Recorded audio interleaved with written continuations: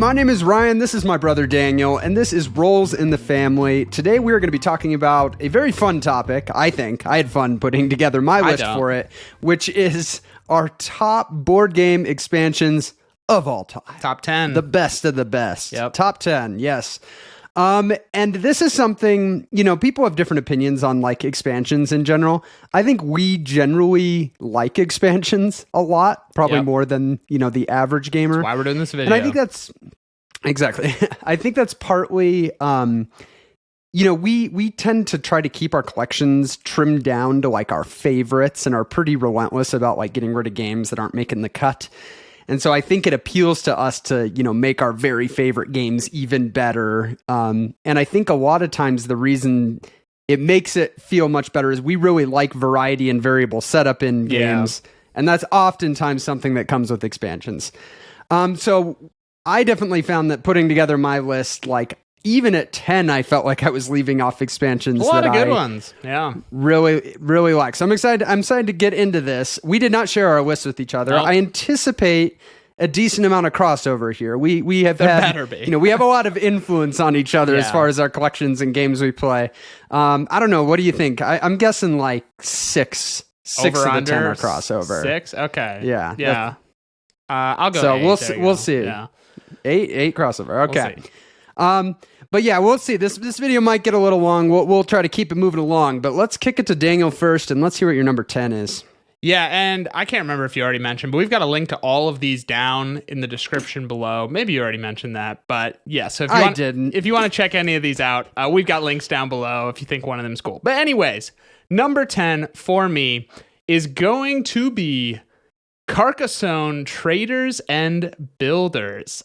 So Carcassonne, one of the first games we ever, I think it's literally the first game we ever got. And this expansion, I think, really just adds a cool element to it with those just two tokens, right? The trader and I think it's the builder and the farmer, I think are actually what the two tokens are called, right? So the builder's the one that like gives you double turns, right? And then the trader is like the kind of, you get those goods that you want to try to get the most of certain ones. Oh, that's right. Yeah. So in terms of the extra token, the little pig that you can put out, or the little builder, it just adds a unique little strategy of kind of which city do I want to put the builder on, but then sometimes your opponent can try to like trap your builder, it just adds a little bit of this extra layer of strategy that I found really took that game kind of to more enjoyment than maybe the standard amount. And then the collecting of goods, I think, is really cool, especially because, sometimes you might even want to complete a city that you're not even the winner of because of the goods. So it just added some really good flavor in a game that maybe could get stale when you play it a bunch of times. So that is my number 10, a classic, Carcassonne Traders and Builders. That is. I support that pick. I'm a big proponent of Carcassonne with inns and cathedrals and traders and builders. That's like, I know I tried to think which one, but there. I went with traders and builders for number 10. Yeah. Very nice. I will jump to my number 10, which is Great Western Trail Rails to the North. So Great Western Trail is a game we both really enjoy. I actually played your copy first before picking it up myself. And when I got the Rails to the North expansion, I heard good things about it. And it really just opens up that delivery phase. Like you're picking cities to deliver to, and it adds this whole board where now there's a network of cities that you can, potentially get to. And the way that you gain access to them is by placing out these branchlets, which is a new secondary action that you can get and upgrade in the game to be able to place out these little branchlets to move around. And it adds so much more interest to that piece of the game. Yeah. And it also has some variable setup in it because it randomizes some of the like bonuses if you get your branchlets to certain places. And I just found I haven't played that many times with it, probably like 3. I think I've only played with it, once or twice. Yeah. But every time I've been like, man, the layer this is adding in is exactly the kind of layer I want. And it's not one that I would play with if I'm playing with somebody that's new. Like it's the type of expansion that's, hey, let's play the base game at least once or twice, but now this is a really fun layer to add in. But I've really enjoyed it, and it's really that one thing. It's not like an expansion that adds a ton of different things. Yeah. But that one thing is really good and really elevates my experiences with Great Western Trail. So it squeaks onto my list. Yeah. At number 10. Spoiler did not make my list only because I just feel like I need to play it more. I've only played it like it's been fun when I've played it. You know, I typically don't like expansions that add like extra things, like another board. Yeah, that's just typically not my thing, but I feel like they integrated it really well, and it does make that part of the game a lot more fun. So I imagine in the future that one will definitely be rising for me. My number 9 is going to be Aeon's End War Eternal. Now, this might be the shortest description of an expansion because there's not a lot to say here. It really just takes the whole box of the base game and doubles it. And it's a game that it's really a simple formula, and it's a game where, like, if you love the base game, you know, it's a deck builder, you know, cooperative, you're buying cards, you know, similar to kind of a Dominion, but working cooperatively. And so it's a game that just thrives off more. And it's a game that gives you double. And I was actually fortunate. I got this game used, and so it came with, I got the base game and it all together. So I just was spoiled right off the bat. But man, it just, the variety and it, I find with a lot of the cards, they just take the abilities kind of, they, you know, ramp them up even more. So I don't have much more to say about that. If you like Aeon's End, this is literally just a must buy. It's must buy. Yeah, it just takes it and adds double the amount of what you love. Yeah. I like when like publishers or designers of these games know when it's that type of game where it's like, just give us more. Yeah, like so you don't easy. have to change the formula. You don't have to do anything. Like just give us more of the same. Yeah. And I think that's a good example. They've put out quite a few expansions that just really open it up. Right. Nice. My number 9. I've got notes today. I'm not going to remember 10 games in a row. This is a game that I definitely enjoy more than you. So I'll be surprised if it makes your list. Okay. But I have to give a nod to Troyes, the ladies of Troyes. And this is, I love Troyes. I think it's a great fresh design. But the ladies of Troyes adds a few things that I really enjoy. One is you now get these purple dice. I think those are what the ladies are in the expansion, is the purple dice, which every person gets a purple die that you always get to roll with your other dice. And it's a wild, so you can use it as a yellow, white, or red, and it can't be taken by other players.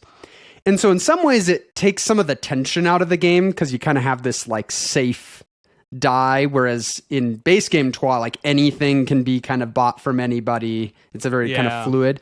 And I think it keeps that, but it's just fun because Troyes is such a game about combos and getting to do things, and that just like gives you more fuel to be able to do cool things and execute, you know, combos and stuff. So I enjoy playing with that piece of it. It also adds the new action that you can go around you have like a little worker guy that's walking around the city wall, and as he gets to certain points on the wall, you get access to these kind of abilities that are on the 4 different sides of the board. And those are variable. Those change from game to game, and again can feed into your strategy where they can combo with other things that you're doing. So I like that piece. But honestly, the biggest thing about this expansion is that it doubles the number of activity cards in the game. It has as many as the base game does, and those activity cards are the lifeblood of Troyes. Like that is every game. Those are going to be different, and those are like the pieces that you're going to find combos and get to do crazy things with. And so having so many more of them is just awesome because I want every game to just be like a completely new combination of activity cards. So honestly, even if it was just the activity cards, this would be an expansion that ranks pretty high for me. But I also do enjoy those other elements. And so altogether, it ends up being one that I definitely prefer playing Troyes with those pieces. And I love that it gives it that variability, like so much more variability going forward. Is that an expansion that you include now when you teach new players, or is that one you'd wait on? It depends. I guess since I've gotten it, I haven't actually taught that many new people Troyes. In some ways, I could see it being helpful because the purple die does take some of the pressure off a little bit, like because you kind of have this guaranteed. Right. Adding the wall piece, you know, the activity cards don't add any more overhead because it's just different ones could come up. Right. The wall would be the one thing that's maybe like a little more to think about. That you could just ignore it. But yeah, I could see playing with new people. Like, there's not a lot that would make me go, "Oh, I better leave it out." Cool. But yeah, I think have you played with that one? Yes, I believe I have once. Yeah. Okay. Yeah. I enjoyed it. Yeah. Yep. Yeah, you just have a hard time getting past that cover, don't you? It's a tough cover. Yeah. Yeah. Alrighty. What is your number 8? My number 8 is going to one I haven't played that often, but I just always want to play with it now. Is Underwater Cities: New Discoveries.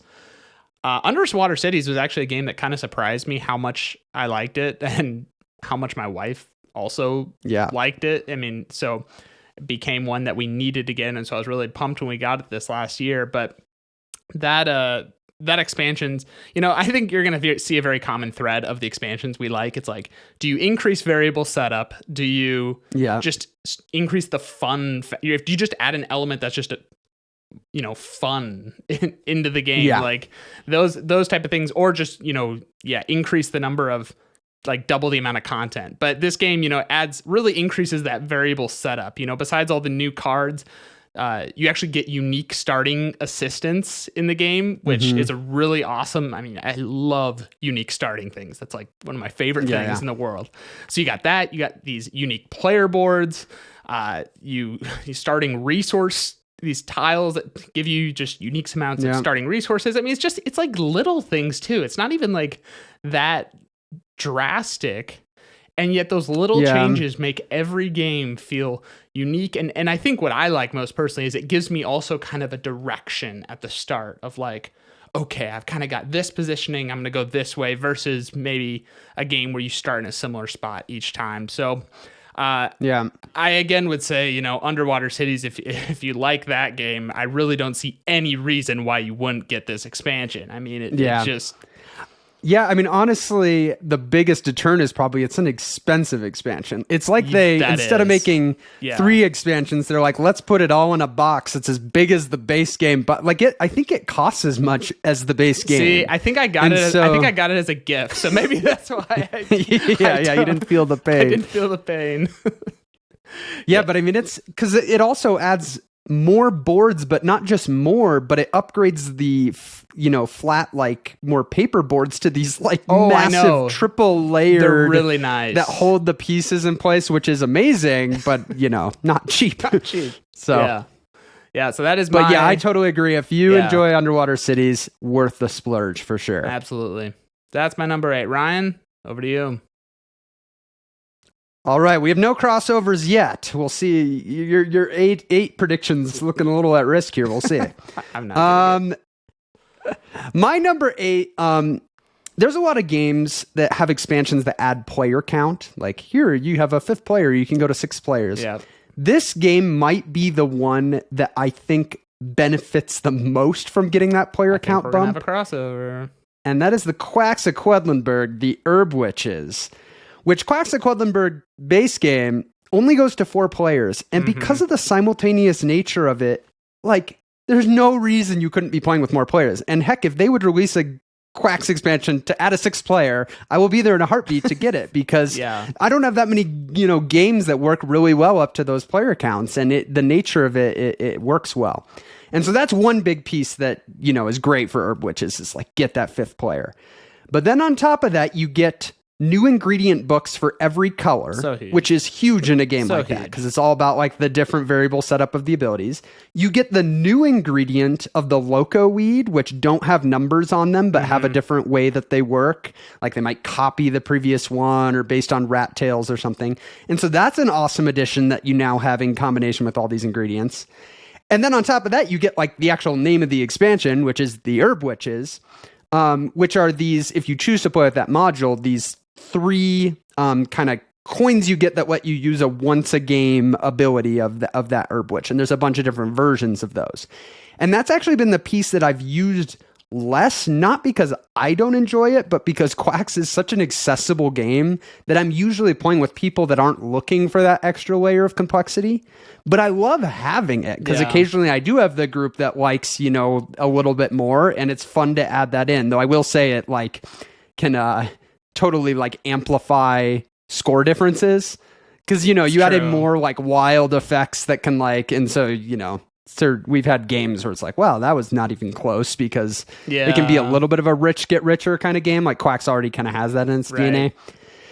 But yeah, just a fantastic expansion. If they keep releasing, it's an example of like, okay, I love some of that extra module stuff. Now just give me more ingredient books. Give me, I don't need like more layers. I have the Alchemist expansion. I enjoy it, but again, it's even past Herb Witches. It's one of those that it's going to get pulled out so infrequently because I really have to have the right group that wants that like extra layers on top of the base Quacks formula. But Herb Witches, just great stuff. It's pretty much exactly what I wanted from an expansion for Quacks. So it comes in at my number 8. And I'll be shocked if it's not on your list. I will as well. I'm just making these up as I go. My number 7. Yep. You've got ChatGPT open. You're like, what's my number 7? My number 7? Oh, man. Future video idea. So my number 7 is going to go to Lorenzo El Magnifico, Houses of Renaissance. Now, this is a really funny one because I bought the game and it came with we got the big box that the comes new with edition of it. Yeah. So when I actually had to go back and look at what actually does this expansion add because I've only ever played with all of it. Yeah, you're like, wow, this game was terrible without this. That is kind of how I felt because the game the expansion adds that 5th tower with all the all the cards. It adds leaders with that are crazy powerful. I mean, those leaders it's the houses. Or the houses. Sorry, I only correct you because leaders are another thing in the game. That's the cards that you get. Okay. So did this add leaders as well? Or was that... So the base game came with leaders, but Houses of Renaissance doubles the deck of leaders. Okay. Yeah, so you get a lot more. But it completely introduces the house powers. Sorry, I'm getting terms mixed up. Houses. Those are the things that I remember when first time we played with them. I'm like, that house does what? And you just feel like you're like breaking the game and expansions that offer that feeling of like, I am so overpowered, I'm breaking the game, but everyone feels that way is really, really fun. That game already just blew me away with how much I enjoyed it. But that expansion, I mean, it just ramps it up to a whole nother level of, with the engine building, you just feel so powerful. I don't know. I honestly don't know of another Euro game that gives me that much of that feeling. Yeah. So while still being tight, like it's still, you feel like it's tough and tight, but you're really getting these amazing abilities. It's a nice balance. Yeah. It is interesting in contrast to Herb Witches, we were like, it needed a 5th player. The Houses of Renaissance adds a 5th player for Lorenzo, which is not a game that I would have thought, like, we need another person, like, I was gonna say, you've never played that many, have you? I haven't. I've played with 4. Okay. It would be fun to try if you had a group that all knew the game, but it would be long and it would be tight, man, because there's no more spaces than 4-player. I think the only difference is that tower adjustment piece makes like each round one of the towers will actually have lower values to get to, but still like to have a whole nother player. It's pretty crazy. So that is my number 7. Ryan, over to you. Good pick. I love me some Lorenzo. Thank you, Ryan. Yeah, my number 7, when I first was starting to put together this list, I thought it was going to be higher, but as I started looking more at like kind of what each expansion added, I realized there's some things that bring it down a little bit for me, but the strengths of it still are enough that it just has to be on this list. And that is Feast for Odin, the Norwegians. And this is a big box expansion to Feast for Odin, and it adds a whole ton of stuff. It does a lot of kind of balancing of things from the base game. One of the biggest things it adds is it completely replaces the boards, like the worker placement boards. So now you have boards that change based on the player count. So if you're playing with fewer players, it keeps like the tightness. Yeah. Which that's nice in and of itself. But you also get like just better actions, not like more powerful, but I just feel like that's more well thought out, the actions that you give. But they add this really interesting thing where there's this new column that you can only go there if it's your last worker or last action for the round, but they're very powerful. Like they're like very efficient for what you're putting there. And so that is a really interesting twist on a worker placement game, because usually how Feast for Odin works is there's columns for 1 worker, 2 worker, 3 worker, or 4 workers. So you can really dictate how quickly you go. Like if you go to a bunch of 4 worker spaces, you're going to be like out of the round almost immediately. Right. But now with this board, going fast can actually be a strategy, because you'll have first pick of these really powerful end actions. So absolutely love that piece of it. I also love that they added the, we love variable setup, the variable artisan sheds, that everybody gets their own little special building at the beginning of the game that's different. Gives you a little more direction at the beginning of the game, which was maybe one of our complaints with Feast for Odin is, you know, it's this wide open sandbox and the base game's like, here's one puny starting occupation. Like, so I always in that game want to get like more occupations early on just to give me a little more direction. So the artisan shed's nice for a little bit more there. It adds new islands, as if you needed more, more options in this game. But I have to admit, it's fun when you get a new island and when you get to try to work it into your strategy. The one thing I actually don't like about this expansion is they added something to balance the fact that cards can be imbalanced, where late in the game somebody might just get a card that is worth 3 points that they play, and they get 3 points even though they don't care about the ability. And so it was kind of this very swingy thing. And you might at the beginning of the game get cards that are just like bad. And so they added this thing that you can discard an occupation when you otherwise would play it to just take victory points. And there's kind of these victory point tokens that start at 4 and then 3 and then 2. So the earlier you do it, you get more points. It does a great job of solving the fairness in the game. But my problem is it does it in a way that is less fun. Yeah, like the more fun thing to do is to play the occupation for the power. That's what I want to do in the game. And so now I sometimes have this tension of like, I want to play this, but it's probably just better for me to trash it and take the 4-pointer while it's still out there. So I don't love how like it kind of aligns the incentives away from the fun a little bit. Yeah. And so that it's just like a I agree. ding in the armor of this expansion for me. I agree.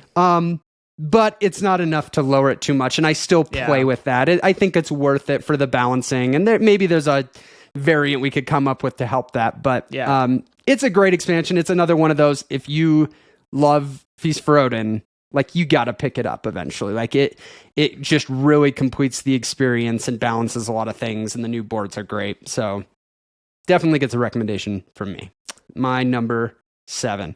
Keep saying that so we like remember what number we're on. Yeah, well, it also gets a recommendation from me because my number 6 is A Feast for Odin, the Norwegian. Hey, crossover. Final just few comments I have about it, because I agree with a lot of what you're saying, and I actually agree with your complaint as well. It feels like they're trying to, the problem, and this is actually one of the complaints my wife and I have. We really like the game, but is the cards just aren't that cool, in my opinion. Like a lot of other games, like, Agricola, one of our favorite games, like, man, these cards feel so powerful. And I don't know, a lot of times it's like you get a card, it's like, oh, I can't use that, or they're just we like cards that like will cause you to change your strat. Like, oh, I can do this to go in a different direction. Feast for Odin, it's like little nudges. It's like, here, you could go, maybe you want to go whaling now because you'll get this little extra thing. And it's fun, but I agree with you. So it balances it out, but it just doesn't, like you said, doesn't do it in a fun way. I think the thing that specifically I love the most about this expansion, you touched on it a little bit, is the new board. Specifically because I play 2-player pretty much every time. And it's balanced it out a lot more because now it's kind of made the spaces more constricted, or the amount of choices more constricted versus, before it was just, you just played on the same board. It's still an absurd amount of actions, but it's more tight and they change up some things. And so I really liked that change going to 2-player. Yeah. And so I think if you're someone who likes the game and maybe specifically play with less than 4 players, and maybe specifically at that 2-player player account, this expansion really helps with that. So yes. And I guess we didn't even mention, it adds a few new pieces. You get those like C-shaped pieces, and you get the longer horse. I think it's a 2x5. So again, just more bunch of fun new, unique pieces stuff to use. Yep. It's good stuff. It is good stuff. That was my number 6. Let's see. Yeah, man, these are some good ones. These are all ones we wouldn't have got to talk about if we had only done our top 5. I know. My number 6 is a game that, or an expansion to a game that we originally enjoyed. We're playing it competitively, and then we played it in the cooperative mode, and suddenly it was like one of our favorite games. It was amazing how much of a change that made it for us. And that is Mage Knight, and specifically the Lost Legion expansion, which is kind of the first big expansion for the game. I, at this point, actually own the Ultimate Edition of Mage Knight. I sold my old copy just because it was the cheapest way for me to upgrade to get the rest of the expansions. So I had to kind of remind myself again, like what came in Lost Legion versus some of the other expansions. Yeah. And it's just, yeah. And it's just great stuff. It's so much just more for the game, which it's the type of game that benefits from that. But one big thing it adds is that new Volkare, villain character that has a few specific scenarios, and they're just a little bit more dynamic and interesting than the base cooperative scenarios, because he's actually kind of doing this AI stuff, and you're gonna potentially have to fight him and his army at the end. But then additionally, I have down here, it adds a new hero, which a new hero in Mage Knight's kind of a big deal because they have their own unique starting deck. They have a whole unique set of tiles for like when you level up and get those tiles. So like it's very asymmetrical as far as among the heroes. But it adds then 12 new advanced actions, 4 new spells, 8 new artifacts, 41 new enemy tokens, which just is so much more variety of what can come up in the game and the types of puzzles you have to solve. You get 16 new units that you can recruit, and you get new map tiles as well. And so it's so much more that richens every facet of the game of Mage Knight. And so again, if you like Mage Knight, and you don't have Lost Legion, what are you doing with your life? Yeah. Just get the Ultimate Edition, Get the Ultimate Edition, even though they made the box way too big. Yeah. No, honestly, the only reason that one isn't going to show up for me is just because I haven't played it in so long. And so it was honestly hard for me to even remember, what did the expansion really benefit? So I'm actually really happy you brought it up, because as you were talking about it, I was like, oh yeah, there's a lot that came with it. Specifically, playing that game cooperative is just, for us, the way to go. Yeah. And honestly, it's gained the reputation in board gaming almost primarily as a solo game. Like that's the biggest lovers of Mage Knight actually are people that tend to play it solo. So it's almost kind of like we fall more in that camp. We just play. Honestly, it's become a 2-player game for me. I mean, 3-player cooperative, we even play on Blitz mode. It's such a long game. Like even on Blitz mode with 2 players, it usually takes us 4 hours to play. So it doesn't hit the table a lot, but absolutely love it. And Lost Legion is a big reason why. Yep, absolutely. Well, my number 5 is going to be another crossover. Ryan just is stealing all my thunder. But it is going to the Quacks of Quedlinburg Herb Witches. As Ryan mentioned before, I mean, first of all, just going up to 5 players, I mean, in a game like that, that's arguably one of the most accessible games. Like, it's one of the first games I want to introduce to someone. I was just talking to someone earlier today who I introduced it to, and they bought it immediately. So it's just that type of game. Like, people just love it. And so the more players I can play it with, especially because it's simultaneous play, right? Like 5 players, 6 players, shoot, you can, you've played before where you've played 2 people on a team and you have, I don't know how many people. It starts to take up a lot of real estate. Like when you play a full 5-player game, they're big boards and stuff. So it'd be hard as you start to get it. If you were to go to 6. But I agree. Yeah, I mean, it's like just let me play with as many people as possible. Right. So functionally, that alone makes it for me just absolutely worth it. But yeah, I really enjoy the local wheat ingredient. I'm also similar to you, where I think I've only played with the witches once. Maybe twice. I think maybe twice. Which is too bad because I've really enjoyed it every time I play with it, but I'm just always teaching new people. So and that wouldn't be something that you necessarily want to add, but it's really easy to leave it out and the game is still a blast. So there you go. There's not much more to be said, but that is my number 5, Herb Witches for Quacks of Quedlinburg. A great pick. Thanks, Ryan. Well, I'm going to have my first crossover that you talked about first. At my number 5, which is Underwater City's New Discoveries. That's high for you. Wow. It is high, and it was one that went up once I was kind of reminding myself of what came in these. And you talked about it. I mean, we talked about the triple layer boards that are not only like more functionally better to use because the pieces stay in place, but they add new variable ones that you can use that have all these different, bonuses and stuff on it.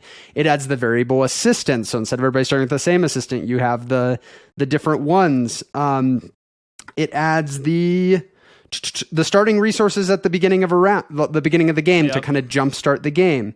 It adds a bunch of new cards into the deck, so you just have more cards that are coming up. It even adds this weird museum variant that I've never tried. I don't think I have either. In the game is like another thing. And it's just, it's a game that just beefs up everything and just kind of throws in the kitchen sink with how much is in. I mean, it's a big, expensive expansion, but totally agree with kind of everything you said. Really elevates underwater cities. Considered a must buy. Yeah, pretty much anything, I guess, that's making these lists, like we personally consider kind of must buys if you like these games. My number one, I hate. Don't buy it. It's bad. Do not buy. But yes, I very much have enjoyed my plays with New Discoveries so far, and it comes in at my number 5. Man, that's high. Yeah, I'm interested to see here where we land with some of these top ones now. So my number 4. Your number 4? My number 4 is gonna go to Eldritch Horror Forsaken Lore. Now, so this was hard for me because we have many Eldritch Horror expansions and they're all blast. And this is actually one of the smaller box. This isn't the first one. It's the first one. It's not one of the big boxes. And I love the extra boards. I love the more content, the better. Everything in me wanted to say, Mountains of Madness. Is that what it's called? The Pyramids one. Yeah. But when I was thinking, like, what's the expansion that just is so essential to that game? I mean, this was the expansion that takes the game from being kind of almost a we almost joke it's like a trial because a demo of it, because there's just not, the game thrives off variability in the events that you draw. And this game just doubles everything. It doesn't add anything new. Yeah. It doesn't add, it doesn't, rewrite the formula at all. It just doubles it all. And so for me, this is one that I would just say, like, if you're going to like Eldritch Horror, I mean, this just get it with this right away. Like, just go. And obviously there's a lot of other great expansions as well, but this one to me just rose to the top, not because necessarily it's like adds as much fun stuff as the other ones do, but it just functionally makes the game that much better from where it is just at the starting point. So yeah, it really fills it out. Yeah, so I had much of the same struggle as what you were saying of like kind of how do I approach Eldritch Horror expansions on this list? And if I was to pick one, I did not end up including one on my list. Surprise, surprise. Oh, right. Had I, it probably would have been Forsaken Lore. I think the only thing that kept me from including it was just like, in a game that has so many expansions that add very similar things, it almost like lessens the necessity of any specific one. Yeah. But at the same time, I'm like, I can see what you're saying. I tried to think about it just like individually. I tried to just forget about the other expansions. What was it like going from the base to this? And that was that was a big jump for me. Yeah, and so it was one of those things I had to like make a decision. It either was going to make my list, and potentially rank high, or not make my list, depending. Sounds so like you made the I wrong definitely, decision. despite me leaving it off my list, Objectively I like that pick. I think it's a good pick. Thanks, Ryan. And I agree with the sentiment that Eldritch Horror base game is the trial. Eldritch Horror plus Forsaken Lore is the full. It gets you up to where it's like, okay, this is Eldritch Horror. Yeah. Yeah. All right, a fine pick. My number 4 is a game that I've definitely played a lot more than you. And this is an expansion that the second I saw it come out and it, I found out what was in it. It's one of those expansions where you go, well, I'm going to love that. Like, it was so obvious that these are the types of things I wanted added to the game. And that is Dune Imperium Rise of Ix. So Dune Imperium is a great game. Very fun. Very fun. Is a game that you get to do a lot of deck building from the cards that come out. Every game you kind of get to go in different directions. And this expansion adds a bunch of new cards. So it's like, awesome. That's exactly, that's part of what I want from an expansion in this. It adds 6 new like leader factions that have asymmetrical abilities that you get at the beginning of the game. Love that. More options to do. Great stuff. But then it adds this new overlay board. And this is where when you see something like that, you're always a little hesitant. Like, okay, they're completely kind of changing this and adding this thing. It's going to be the type of thing that I have to always decide, like, do I play with this with new players or not? But man, this new board, the way it kind of, one, makes some of the actions more interesting, like like not complicated, but interesting. Like there's this new like shipping track that every time you have to decide, you either go up on it or you choose to go down to the bottom and take all the rewards. Yeah. So if you keep going up, you can potentially get a ton of stuff at once. So that I like that interest. But the main event of this expansion is the tech board, where now there's these tech tiles that come out, and you can go there and spend spice to get these techs that now give you ongoing abilities for the rest of the game, and like really feed into your strategy of what you're trying to do with the deck building. And it's just such a more interesting thing to be using spice for in the game. Yeah. In the base game, it's like spice, I'm either going to hammer the, like, I forget what it's called, whatever trading thing to just turn it into money. If I want lots of money, like that's the way to get it. Or it's go and load it into Highliner or whatever the space is to just like drop tons of units into the combat. Mm-hmm. And so it was like kind of, those are the big things you could do with spice. And it also meant getting a lot of money was pretty easy, because it's like, I'll just go get some spice and trade it all. Whereas now that space is covered, it's a lot more interesting on how do you go about getting money. And money is really what fuels a lot of the really powerful green actions, like getting your third worker or getting your +2 influence for the rest of the game. So I think it really does just a great job of opening it up, making each game feel a little more different, because the tech tiles you get are going to kind of, give you more variance. Yeah. And then in addition to that, it adds more conflict cards. It adds more intrigue cards, and just altogether, just an excellent expansion, one I'm excited to play with more. And I don't have the Immortality expansion for Dune, and that was one that didn't catch my eye when I saw it was in it. And then I have people online, reviewers saying that it's even better than Rise of Ix, and so I'm definitely curious. But Rise of Ix makes my list in my top 4, which is pretty good for a relatively new expansion. Yeah, that again, I think I've only played that one once. But yeah, I think so. The upgrade of the tech area, you could just see immediately. It's like, oh wow, this is way more fun. So yeah, this is way better. So yeah, I'm excited to try that one more. That's a good one, Ryan. I approve. We haven't really hated on each other's picks much here, I guess. Oh, it's gonna get nasty here. So my number 3. Oh man, we're getting into some good stuff here, Ryan. My number 3 goes to Terraforming Mars Prelude. This expansion delivers one of the most fun board game moments for me that I experience in board games. And that's the moment at the beginning of Terraforming Mars. Already, you get, base game, you get your corporations, you get your starting cards that you can choose from, and now you get these 4 prelude cards that just give you good stuff. That's it. They just give you, and you pick 2 of them. You pick, so you have this moment, right? Yeah. You don't get all of them. You pick 2 of them, and so along with all the other decisions, you have these 2 prelude cards, which really help drive kind of what strategy do you want to go with. And it's not that creative. It's so simple, and it's so much fun. And it's something that I'm teaching a new player, and you play with it. I will never play Terraforming Mars without it, because it is so much fun. It just gives everyone a unique start that is really exciting, and they feel powerful. Each prelude card is like, oh man, they're like, this is giving me a really good boost here.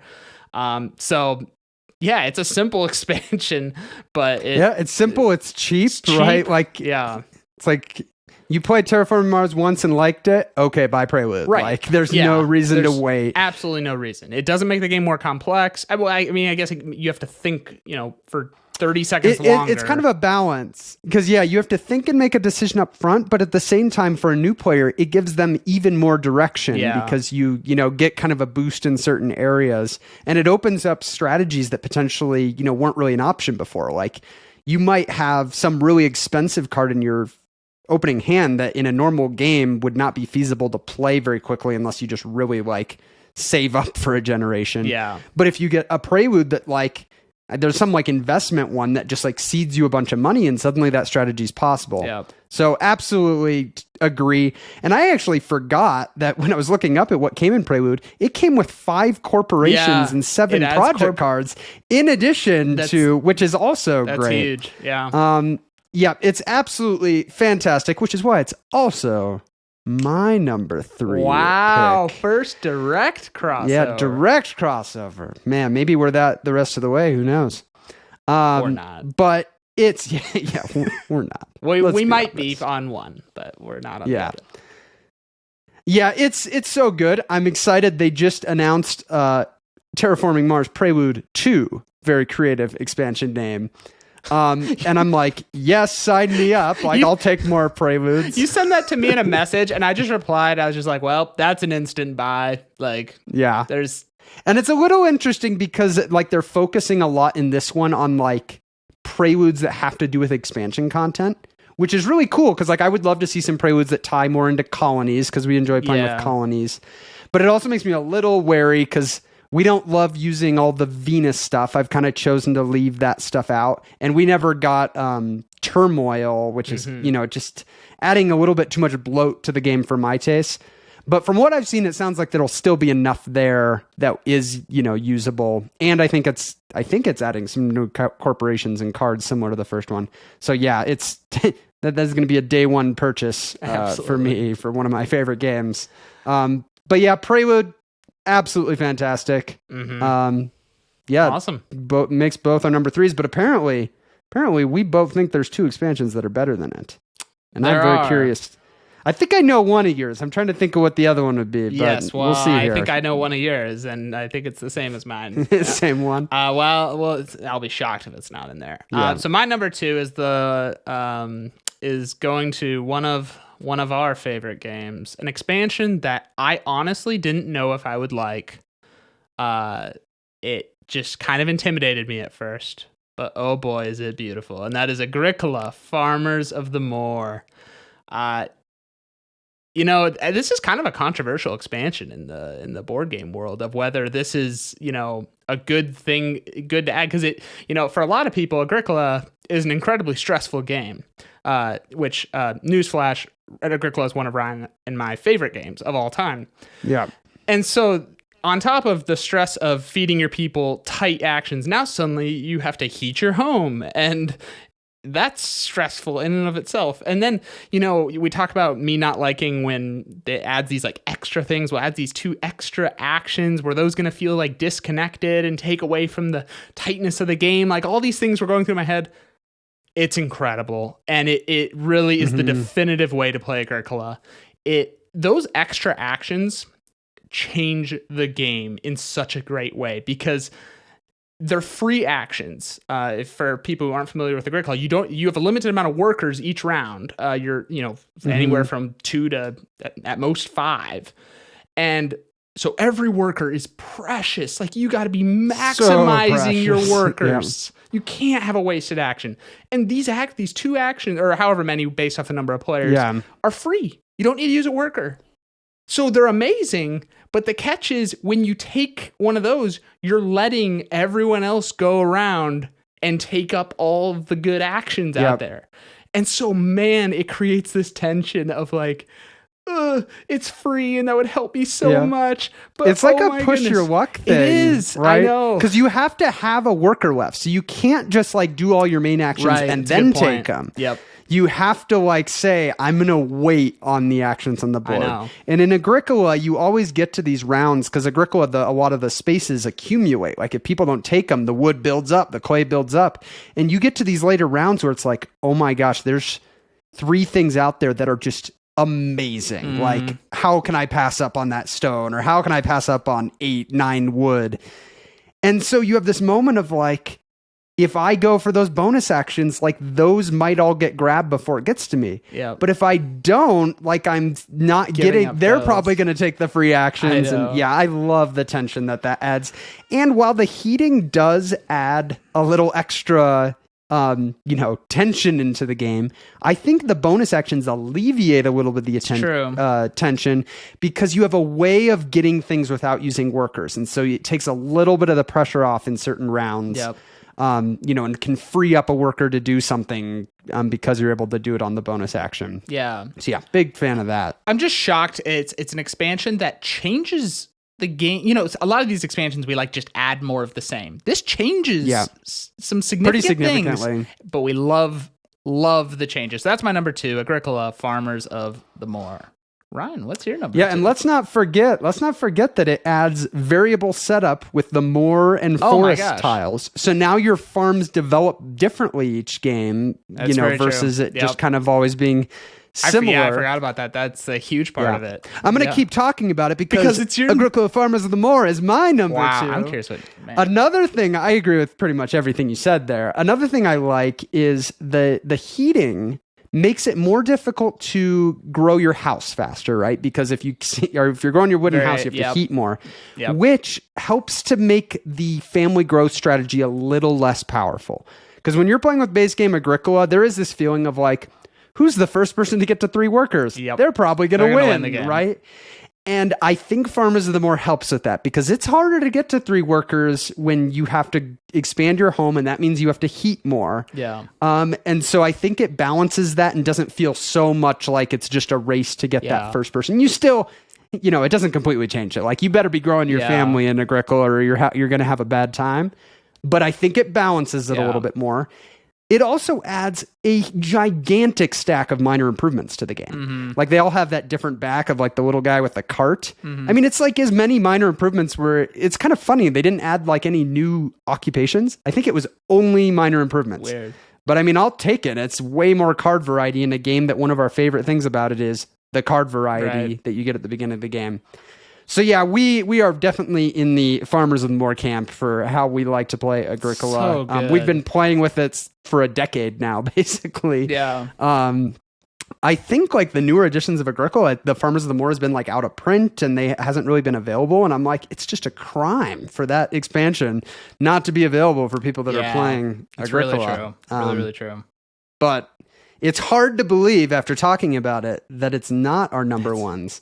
And we definitely have different number ones. Absolutely. So we definitely have different number ones because you have never played with my number 1 expansion. I am interested to hear. My number 1 is going to Twilight Imperium Prophecy of Kings expansion. Wow, that high. I knew you liked it. But so this was hard.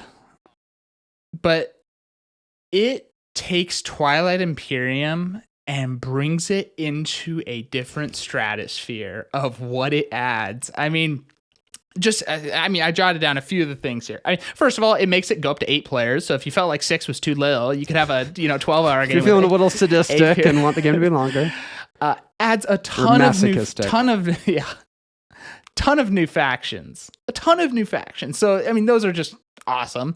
But to every single faction, including the base game ones, it adds all these 3 unique leader cards. They go for, it's like agent, I forget what the middle one is, but then your hero, and you start with your agent at the beginning of the game, but it escalates all the way up where when you unlock your hero, it gives you a one-time ability that breaks the game in just an insane way and creates, I have had so many moments, pivotal moments in Twilight Imperium games the last 2 times I've played it here. I guess not so many, but at least a few times where within the last 2 games, so many, where the hero created a moment that we will never forget in the game from someone doing something just bonkers.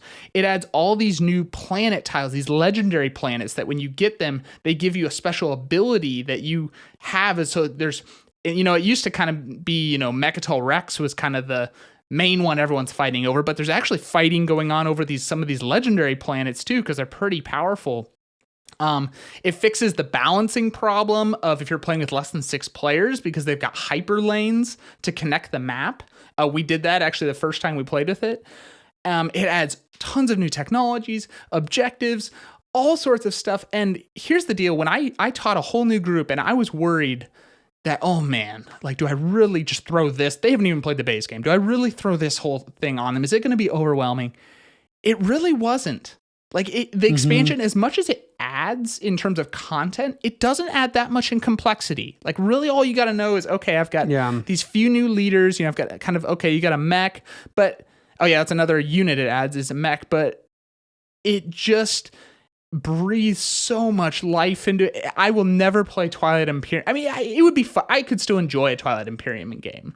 But man, this expansion just feels like this is how it was supposed to be. It creates moments that weren't able to be delivered kind of in the core game. So I don't know if you'll ever have a chance to, it's interesting. But I'm glad to hear your praises of it. Like, I don't think I realized how much you really enjoyed it. And it's one that, right now I can't justify getting. Twilight Imperium, of all the games, I have it in my collection. It's the game that's probably been the longest since I've played it. And I need to sometime organize that. But in this season of life I'm in right now, it's not a game that's seeing a lot of table time. And so I can't really justify, dropping. That's probably the most expensive expansion it's a very expensive talked expansion. about. But at the same time, it's like, if it's going to remain in my collection, if I'm going to have the opportunity to play it more in the future, I mean, everything you're describing is the types of things I, like in expansions. Well, and the biggest thing is I am convinced now you can teach new people this.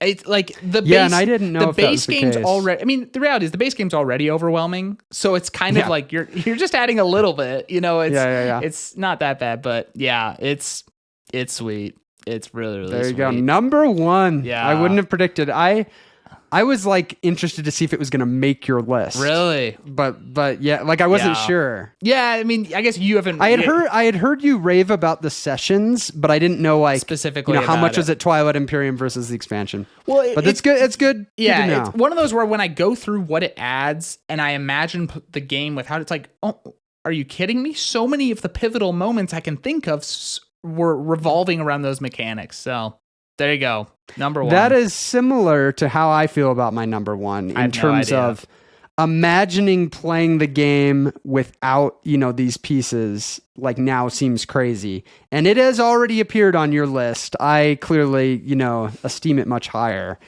And that is Lorenzo Il Magnifico, Houses of Renaissance. Wow.